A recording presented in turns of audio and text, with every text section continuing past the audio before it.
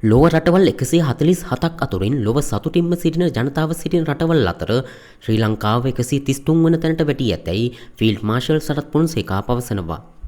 නිදහස ලැබූ දා සිට රට පාලනය කළ කිසිදු නායකයෙකුට රට ඉදිරියට ගෙන යාමට දැක්මක් නොතිබුණු බවයි ඔහු පෙන්වා දෙන්නේ.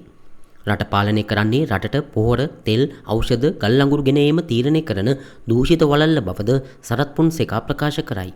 මේ දූෂිත ජාලයේ නිර්මාතෘ වනුන් වන්නේ රාජපක්ෂ පවුල සහ ඔවුන්ගේ සල්ලිකාර මිත්‍රයන් බවද හෙතෙම අවධාරණය කරයි. එයින් මේ අවස්ථාවේ කලකිරීමක් ඇතත් වර්තමාන ආණ්ඩුව කිසිසේත් විවේචනය නොකළ යුතු බවත් එහි වාසී යන්නේ පැරණි දූෂිත වළල්ලටම බවත් සරත් පොන්සේකා පෙන්වා දෙයි. පළමුව කළ යුත්තේ යලි හිස එසවීමට උත්සාහ කරන පැරණි දූෂිත දේශපාලන කල්ලි අතුගා දැමීම බවත් ආණ්ඩුවේ දුර්වලතා ඇතනම් විවේචනය කළ යුත්තේ අනතුරුව බවත් ඔහු වැඩිදුරටත් සඳහන් කරයි.